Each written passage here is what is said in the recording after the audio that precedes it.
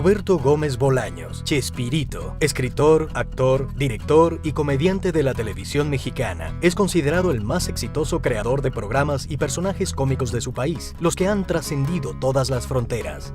El Chavo es su más exitosa creación y lleva 40 años ininterrumpidos al aire, conquistando audiencias televisivas en más de 90 países y habiendo sido doblado a más de 50 idiomas.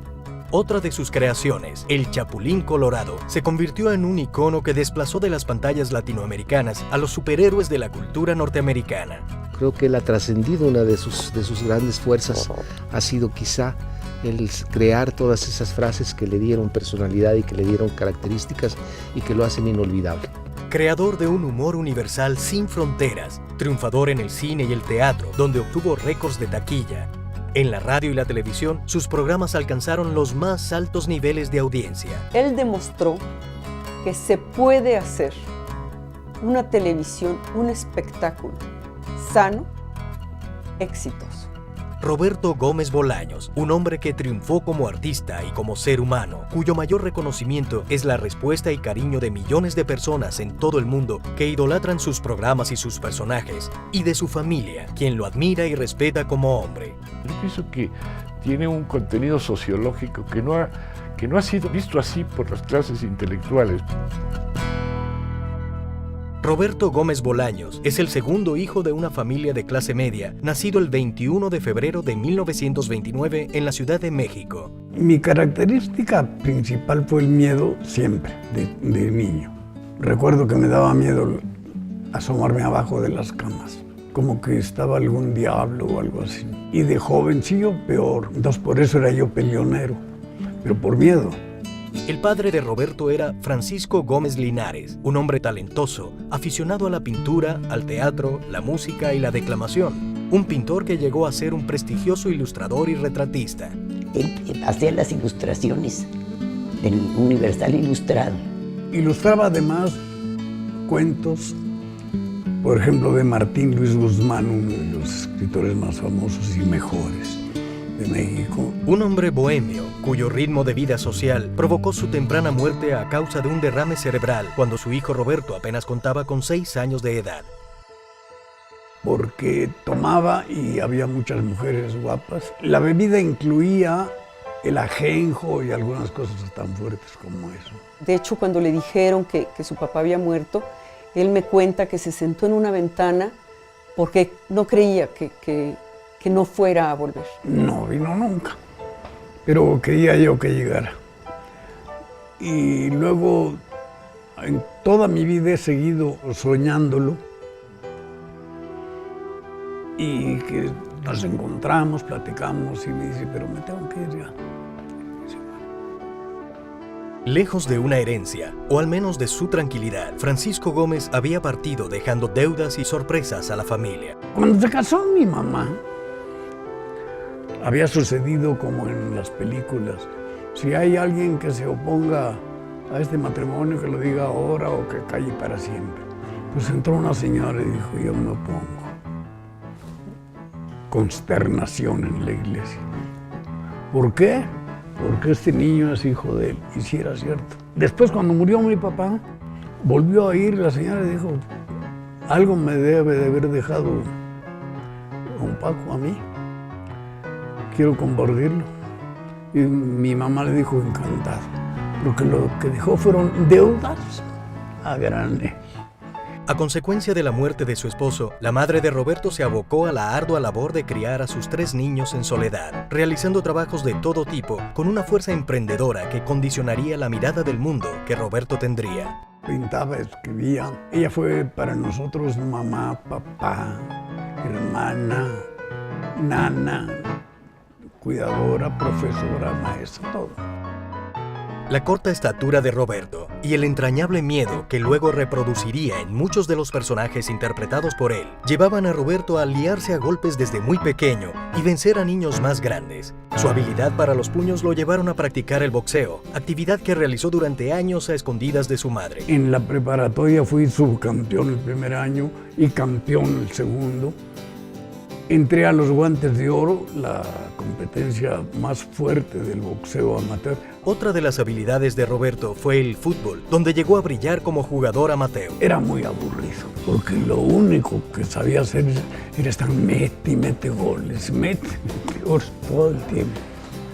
Él fue un gran jugador de fútbol. Yo creo que pudiera haber sido profesional si hubiera tenido la corpulencia correspondiente, pero no era muy finito de estatura y de complexión. La ventaja en el fútbol es para el bajo, porque el juego es a ras del suelo y están más cerca. Ya en la adolescencia, su carisma, su natural destreza física y las múltiples artes en las que ya se involucraba, como la música, la pintura y la escritura, lo llevaron inmediatamente a convertirse en líder de una pandilla de barrio en el México de los 40. Arranqué la placa, que eran azules con letras blancas, la pinté toda de azul y puse calle de Roberto Gómez. Y duró un tiempo allí, llegaba alguna persona y nos decía, por ejemplo, ¿dónde está la calle de Nicolás San Juan? Miren, se va aquí por todo Roberto Gómez y 3 cuadras para allá. ¿Por dónde? Ah, se llamaba de otro modo. Sí, pero ya ve que le andan cambiando nombres a todo. Desde su juventud era el que escribía las canciones para conquistar a las chamacas y el que escribía los sketches de sus amigos que hacían un festival de la colonia. Y él era el genio que hacía esto y le gustaba ese reconocimiento. Su popularidad en el barrio lo había hecho famoso entre las jóvenes, quienes lo solicitaban recurrentemente. Lo conocí en una fiesta que me llevó un primo mío de los Aracuanes. Él era el que tocaba las maracas en el son de los Aracuanes. Entonces él me dijo, ¿quieres bailar? Uy, casi me desmayo. Me estaba sacando a bailar Roberto Gómez. A algunas se les llamaba las aracuanas también, porque eran desde esa época en que andaban noviando y saliendo con nosotros. Y yo era la novia de Roberto Gómez. Eso me hacía muy... No, me agrandaba a mí. Y al agrandarme yo, se agrandaba él. Al momento de elegir una carrera profesional, la destreza para el dibujo y la facilidad para la matemática llevaron al joven Roberto a decidirse por la ingeniería. Él había tenido un tío que quiso mucho, que era ingeniero, y que tenía un torno en su casa. Entonces con este torno hacía juguetes. Y mi papá se imaginó que ser ingeniero era hacer juguetes, ¿no? Y yo decía que le ayudaba, lo que hacía era pasarle la pinza, la tuerca, lo que necesitara, ¿no? Sin embargo, sus bajas calificaciones y un trabajo en el que comenzaba a vislumbrar el monótono futuro de su profesión lo llevaron a replantearse su carrera. Una mañana, un anuncio en el periódico captó su atención. Solicitaban aprendices para trabajar en radio y televisión. Esa misma mañana, Roberto acudía a la agencia de publicidad Darcy para encontrar una fila muy larga, donde estaban formados todos aquellos que aspiraban al puesto de productor. Pero la más cortita era la de escritoria y se formó él. Y se la dieron de escritor de comerciales. El gerente me dijo, ¿cómo anda de rápido para escribir una máquina? Le dije, pues la verdad, los 2 últimos años no he tocado una máquina. Bueno, no importa. Eran los 2 últimos ni todos los anteriores, nunca había tocado una máquina. El trabajo de la agencia fascinó al joven Roberto.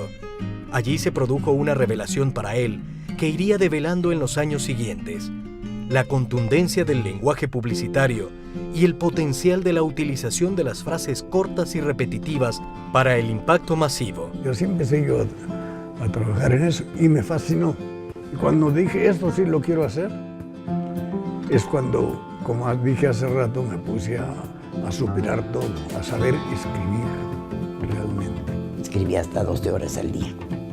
Escribía mucho.